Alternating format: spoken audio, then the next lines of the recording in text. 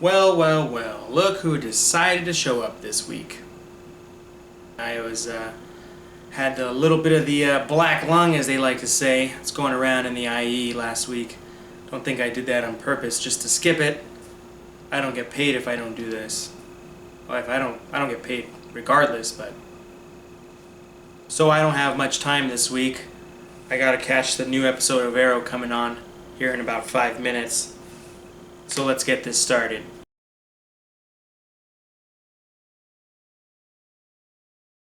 Little bit of NFL news for you guys. We have 5 undefeated teams right now. That's the most in NFL history to lead up until week 5. We have the Packers, the Patriots, the Panthers, the Falcons, and the Bengals. The Bengals. Speaking of the Patriots, did you guys see that close Cowboys versus Patriots game? Even though the score suggests it was a blowout, because it was. The first half, Tom Brady was sacked 5 times. That's the most he's ever been sacked in his NFL career. Thanks in large part to Greg Hardy coming back from his suspension. He sure came back guns blazing like he said. Too bad he doesn't play quarterback. There was an audio clip recorded from Tony Romo talking to Tom Brady at the end of the game, mentioning that he would see him in February. They're not going to make the Super Bowl, so I really don't know what he means by that. Other Dallas Cowboys news, head coach Jason Garrett made it official at a press conference today, naming Matt Castle would be the starter over Brandon Weeden. Talk about a wonderful birthday present Weeden got on his 30-something birthday today. Up in Green Bay, Aaron Rodgers finally threw not 1, but 2 interceptions against the St. Louis Rams. Unfortunately, that doesn't help the Rams at all, seeing as they only scored 3 points off turnovers this entire season. Rodgers still came away with a W. And how about the Steelers-Chargers game? 5 seconds left. Steelers on the goal line, down by 3. Instead of taking the sure field goal to send the game into overtime, they go for the win. Le'Veon Bell out of the Wildcat, crosses the goal line.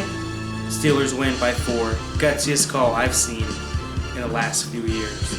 Now for some PFL news. Surprise, surprise, Sin City is still undefeated, sitting on top, 5-0, with the Jags right behind them at 4-1. Fortunately for the Jags, starting 0-1 and winning 4 straight. On the flip side, we have 3 1-4 teams fighting it out to keep out of the basement of our league.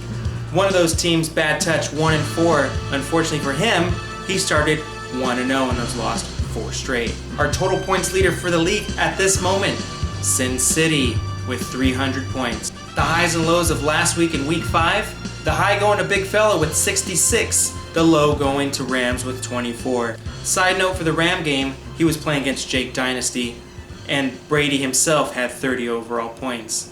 The game to look ahead to next week, Rice Eater versus Sin City.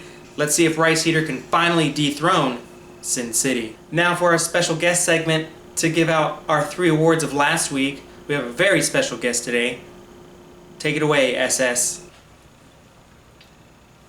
This week's Gotham Award goes to Jake's Dynasty for Todd Gurley's 159-yard run to nowhere. Kinda like your teacher's fantasy football career. Hey, Freak Show! You're going nowhere!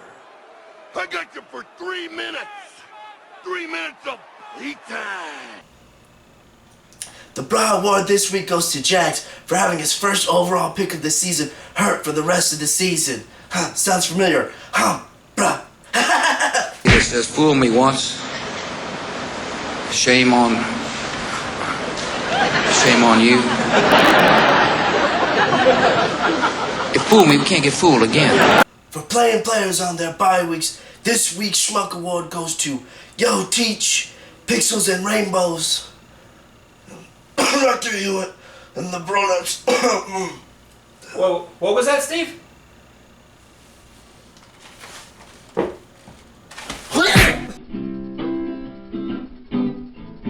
You're a schmuck.